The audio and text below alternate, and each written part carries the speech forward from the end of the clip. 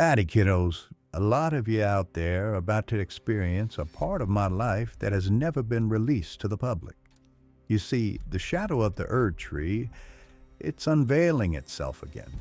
I know most of you are saying, Grandpappy, what the fuck are you talking about? Well, it's simple. Back in 1946, after I took down Moog in the Blood Dynasty, I found Miquella's cocoon. Malenia was extremely happy to hear this. She was ready for her brother to be returned back to her. But as I went to fold his Night of the Living Dead ass back into the cocoon, my ass got zipped into another fucking realm. But before I divulge in the stories of the Shadowlands, let's first start on our pretty boy Empyrean, Miquella. Miquella is a demigod, an Empyrean as I mentioned earlier, and the elder twin brother of Malenia. He and his sister are the children of the union of Queen Marika the Eternal and King Consort Radagon. Miquella, like his twin sister Malenia, was born fucked up, just like all the other kids of Renegon. That sumbitch just should not be allowed to breed. While Malenia was born with rot in her body, Miquella was cursed with the body of a middle schooler and fated to never age.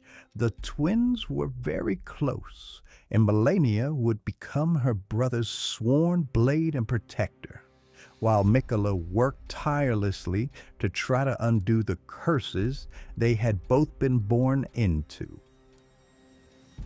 He made a promise to Malenia, who regarded him as the most fearsome Empyrean. Miquella is said to be loved by many people. Indeed, he has the ability to compel affection from others, which is just really creepy. I had to lock up a lot of pedos for creeping on that poor boy. it was getting kind of crazy. As an Empyrean, Miquella was chosen by his own two fingers as a possible candidate to succeed Queen Marika as the new god of the coming age. Just as my ex-wife Ronnie was. I got a story about that blue beauty if you want to hear.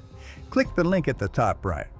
Anyways, he was an adherent of the Golden Order fundamentalism, developing new incantations as gifts to his father Radagon. However, Miquella would abandon fundamentalism when he found out it was unable to treat Malenia's rot. It was then that he began creating unalloyed gold. He used it to craft needles that could ward away the meddling of outer gods and thus forestall Malenia's incurable rot, and would later even be used to subdue the power of the frenzied flame. He would also unsuccessfully try to find a solution for his half-brother Godwyn in his state of incomplete death. Poor Godwyn. My ex really did a number on that poor bastard. I hired a whole hit crew of evil bitch assassins, excuse my French kiddos, just to kill that poor fella. At some point, Miquella started watering a sapling with his own blood in hope that it would become a new Erd Tree. The sapling was grown on top of the fortress of Ephiel and became known as the Hallett Tree. Soldiers and knights sworn to protect the Hallett Tree would use unalloyed gold as a symbol of their loyalty and devotion to Miquella, wearing crowns made of the metal and creating shields embedded with it, such as the Clean Rot Knight.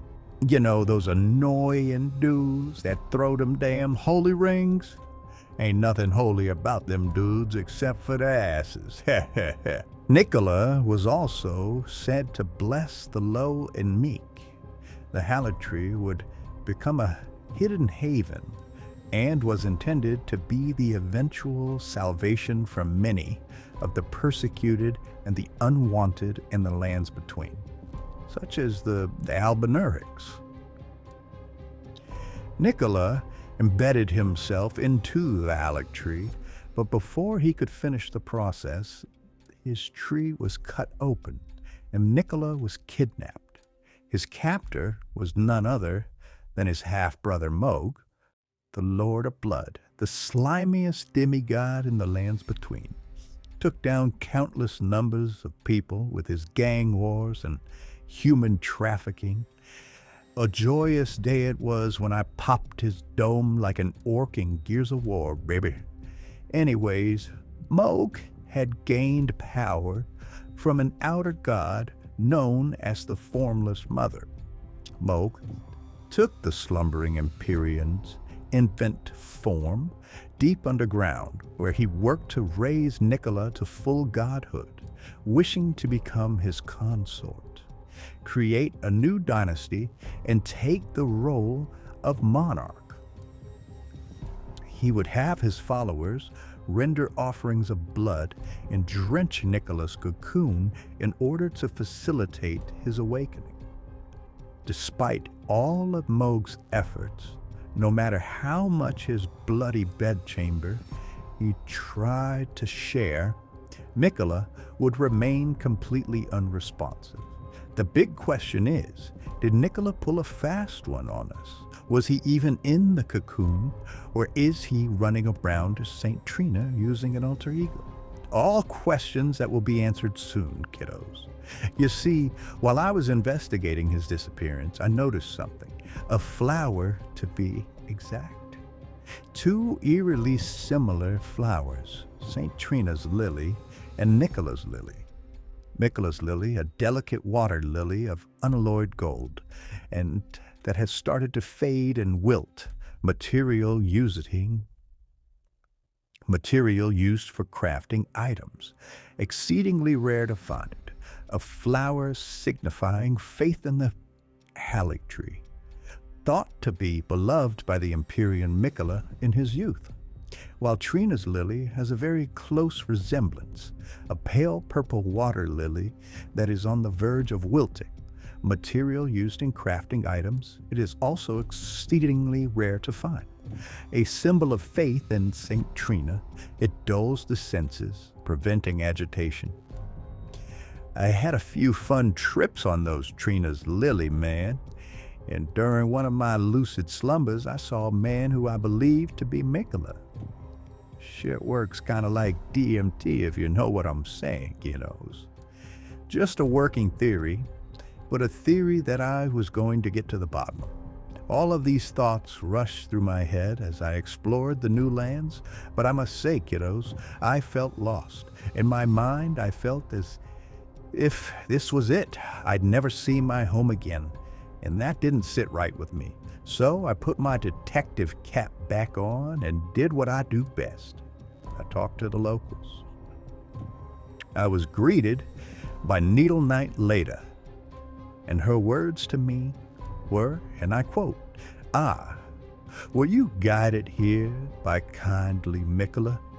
I am Leda, and like you, I was guided by faith along his honorable path. Touch the withered arm, and you too will be transported to the realm of shadow, where Nicola the Kind now dwells." I was told Nicola was leaving behind all sorts of clues over the realm. And I was like, well, shit, this is going to be easy as hell to find. Well, Bolg was our own. The new world was vast and had so many layers to it. Even with the help of Nicola's followers, this was going to be difficult. But they don't call me the greatest detective in the lands between for nothing. My journey would lead me to a very tough battle against a gal named R'hllana. Turns out she's a princess, so I tried to spit some game at her, but she wasn't having it, so I had to put the kitty down. Moving on, I found myself at a large castle called the Shadow Keep, very intimidating. I found myself climbing stairs forever in a library that was just, Jesus, dude. What's going on in this library? You know what I'm saying? Just way too much here. Way too many nooks and crannies and walkways and paths and ladders and elevators. Simplify it, baby. Damn. But as I proceed up the castle, I get to the top. And of course, there was some freak with snakes coming out his ass, named Messmer. But I heard I needed to pay him a visit anyways. He had something that Grandpappy needs. After ending his life, I received his ember, which I used to burn this shadow tree, which unveiled a castle in the sky, which I would be teleported to. And man, every time I get teleported, that shit gives me the worst diarrhea. But anyways, as I make my way to the top, I run into my pal, Needle Knot, later, and her followers, but they were not so happy to see me. It was a betrayal. The three of them tried their best, but me and my mimics showed those posers who's boss. But their words made me feel as if Nicola isn't as kind as he's made out to be, that his kindness that it actually be what makes him bad. Am I walking into another trap? Maybe Nicola doesn't want to be returned. He's doing well here. He's the god of these new lands, and they were sculpted and perfected to his view. But I had a job, and Grandpappy always solves the case.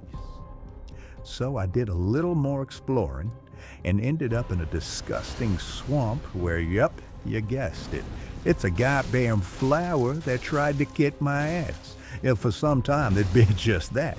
But I managed to burn the shit out of that fucking sunflower and got Nicola's great room, which was inscribed saying, "A great room, relinquished by Nicola, broken and bereft of its bounty. It retains naught but the power to resist charms." Nicola set off for the tower, enshrouded by shadow, abandoning everything, his golden flesh, his blinding strength, even his fate, all in an effort to bury the original sin, to embrace the whole of it and be reborn as a new god. I thought this might be useful, so I held on to it and went back to the castle, climbed the steps again, and found myself against a familiar opponent, Radahn. I was pretty sure, at least. Last I checked, I kicked his fucking ass.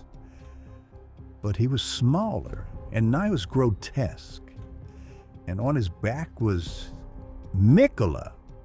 I did it. I found him. So I went to talk to him, and Radahn grabbed me and brought me to Nicola. Very kind of Radahn to do so. And this bastard trying to use his charms to brainwash me. So at this point, I knew he had to die. I don't fuck with that cult shit, mister. So I went to work. It was an incredible fight, but he was defeated. It'll be sad news to bring back to his sister, but I'm sure Maladia will forgive me. After all, I'm giving her rotten ass that Grandpappy special, baby. Ha ha ha. Anyways, now the Shadow Realm is free of Nicola's charms, but if you're all gaining access to the realm, I'm saddened to say, Nicola's back. Good luck on your journeys. Like and subscribe, and most importantly, stay young, kiddos.